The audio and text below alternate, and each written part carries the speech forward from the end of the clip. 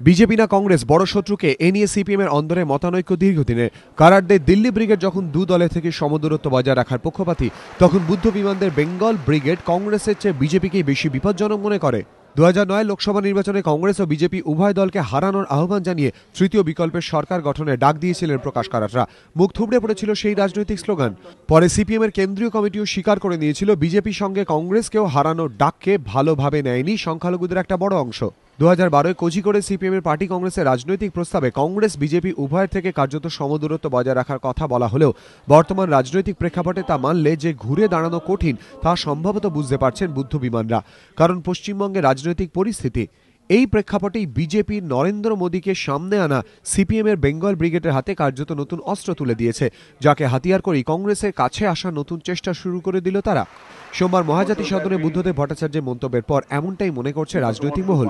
প্রকাশ কারাটকে পাশে বসিয়েই প্রাক্তন মুখ্যমন্ত্রী বুঝিয়ে দেওয়ার চেষ্টা করলেন মোদীর বিজেপির থেকে কংগ্রেস কম ক্ষতিকর, যা আদতে 2014 নির্বাচনের আগে দলীয় রণকৌশল সম্পর্কে প্রকাশ কারাট এবং একাধারে কংগ্রেসের শীর্ষ নেতৃত্বকেও বার্তা দিল বলে মনে করছেন পর্যবেক্ষকরা। কংগ্রেসের উদারনীতি, তার বিকল্প বিজেপির উদারনীতি এবং নরেন্দ্র মোদী সর্বনাশ হবে দেশে। এ রাজ্যে আমরা আরো একটু সতর্ক থাকতে চাইছি। এ রাজ্যের শাসক দলের সঙ্গে বিজেপির একটা নতুন সম্পর্ক আমরা বলেছি, দরজা খোলা আছে।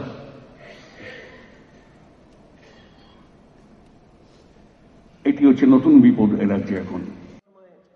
নরেন্দ্র মোদীর নাম উল্লেখ করে বুদ্ধদেব ভট্টাচার্যের এই মন্তব্য রাজ্য রাজনীতির পক্ষে অত্যন্ত তাৎপর্যপূর্ণ বলে মনে করা হচ্ছে। কারণ সুকৌশলে বিজেপির সঙ্গে তৃণমূলের নতুন সম্পর্কের প্রশ্ন তুলে দিয়েছেন বুদ্ধদেব, যার মাধ্যমে তিনি জোড়া কার্যসিদ্ধির চেষ্টাই করছেন বলে মনে করছে ওয়াকিবহাল মহল। তাদের মতে তৃণমূলের সঙ্গে মোদীর নাম জড়ালে সংখ্যালঘু ভোটাররা যে বিভ্রান্ত হবেন তা ভালো করেই জানেন বুদ্ধদেব ভট্টাচার্য।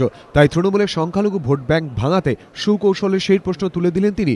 উল্টো দিকে সিপিএম কংগ্রেসের কাছাকাছি গেলে তবেই এ রাজ্যে তৃণমূলের সঙ্গে কংগ্রেসের দূরত্ব আরও বাড়বে এবং তাতে আলিমুদ্দিন লাভবান হবে সেই সম্ভাবনার কথা ভেবে লোকসভা নির্বাচনের আগে রাজনৈতিক রণকৌশল সম্পর্কে প্রকাশ কারাটদের চিন্তাভাবনা শুরু করার বার্তা দিয়ে রাখলেন বুদ্ধদেব ভট্টাচার্য।